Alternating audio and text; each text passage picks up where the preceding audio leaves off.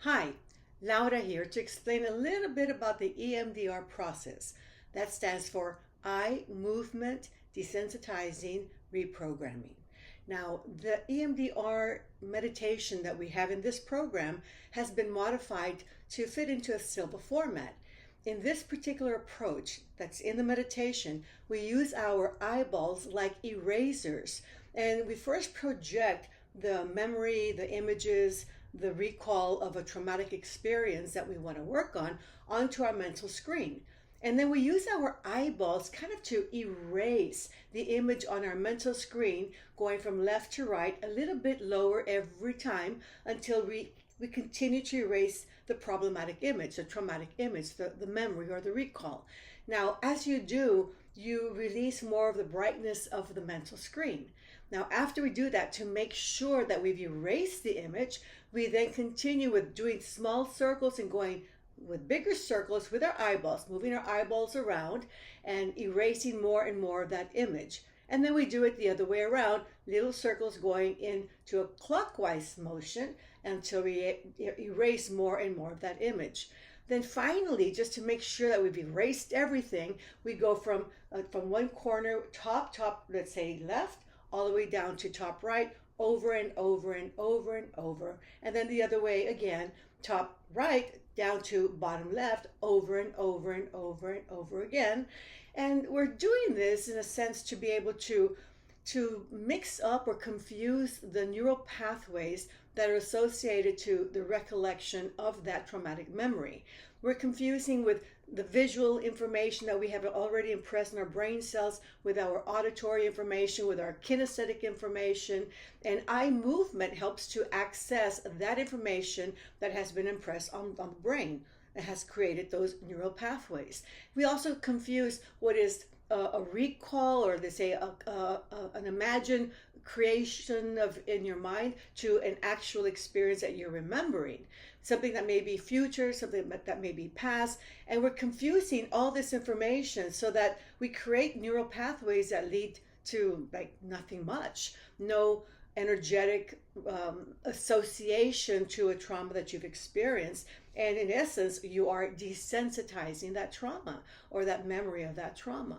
Now, should you want to do this on your own, let's say as you're going about your day and this little, this traumatic memories, stressful memories begin to creep in just out of the blue. Maybe something triggered it. Maybe you saw someone that reminded you of the person who was responsible for the trauma, or maybe you heard a sound, or maybe it was a song, a melody, words. Maybe somebody said something to you that triggered a memory of that traumatic experience, and it causes that stress, what is called post-traumatic stress, in you. Then the moment you begin to feel that, you can apply this particular technique, but with your eyes open and on the spot. This is what I recommend. In order to confuse the information that is visual, auditory, and kinesthetic, whether it's remembered or created, whether it was past or present, and you scramble that information around, then I recommend that you create a mental box in front of you about this big, maybe 2 feet, arm's length, but to one extreme all the way down to the other of where your eyes can move. Then what you're going to do is bring back the memory as much as you can, fully engaged in it with all your visual, auditory, kinesthetic, all your sensories, all your mental senses, let's say, involved in the creation of this memory or the recall of this memory. And when you remember this experience, this past traumatic experience, connect with it, feel it, sense it, hear the words, feel the emotion, whatever it is. And then after you do that, you begin to move your eyes in this manner. Go from one top corner, doesn't matter which one, whether you start upper left all the way to down right, or upper right to the down lower left. But move your hands as far as your eyes will go up without moving your head, and you move it up, down, up, down, up, down, within that box, that imaginary box that you created, up, down, as fast as your eyes can move comfortably. I usually gauge my experience by how I'm feeling inside, and I'm constantly breathing and breathing and breathing. It may take 20 times in each direction, and then I move it the other way.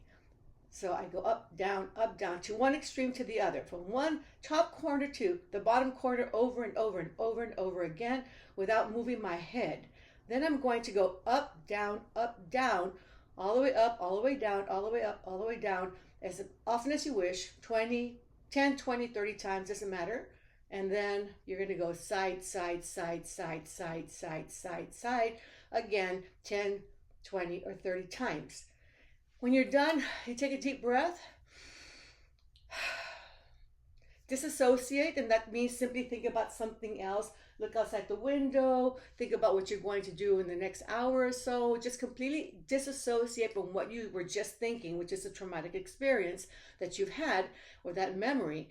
And then come back to thinking about it again and try to figure out how much it has diminished. So what's important to do before you even start the process is to gauge it from 1 to 10. 1 being nothing, 10 being very intense. From 1 to 10, how intense is this recall of this traumatic experience, and how much stress is it causing your life? Sometimes it's unbearable, sometimes it is bearable. So if it's really unbearable, you might want to say, well, gee, it's like a 9-10, or maybe it's a 5-6, kind of.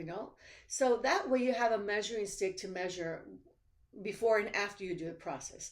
After you've done the process and you've already taken a deep breath and disassociated, and you think about it once again, then you can say, well, gee, it was like a 9 before I started, and now it feels more like a 5 or 6, maybe. It's not that bad. I'm not sure where the feelings went, but you know what? Don't go looking for them. Don't go searching for them. Just let them be. They just let those new neural pathways just start to really form themselves and be more set in your brain, so to speak. So once you do that, and you saw it doesn't take very long to do this, you might want to do it again. Now that's a 5 or 6. Bring back again whatever memories you can, however now it feels. Associate to that memory, that recall. I know it's less intense now, but that's what we want. And once again, here's your box outside of you, about arm's length, and you start bringing back those memories. And now again, start again, up, down, and keep going. Breathe, breathe, breathe, breathe, and just do it again. And then the other way, up, down. It's really hard to hold on to that memory as you're moving your eyes up and down, but that's fine. You're doing just fine. And then up, down, up, down, up, down, up, down. And then side, side, side, at the level of your eyes. Or I'm sorry, at the level of your ears. And then again, take a deep breath, disassociate again, look around your room, like maybe picture frames or out the window or anything that's not associated to the memory of that traumatic experience. And then again, when it was now 5 or 6, what is it now? Maybe it's gone down to a 2 or a 3. I can live with a 2 or 3. I can't live with a 9, but I can live with a 2 or 3. And if you want or feel like you need to, you can do it again. Now, this really simple process is to be done on your own, to yourself, and you can do it the moment you begin to feel this stressful experience setting in or coming in. And the moment you feel that, that's the best time to apply these processes or these strategies or these techniques, is when it first begins to peep its ugly head. And once it does, at that point, you just cut that pattern, or you just disrupt that pattern, do the process, take a breath, then do it again, or do the meditation. But do it the moment you begin to feel that you're shifting from that comfort zone into a stressful zone. I hope this helps.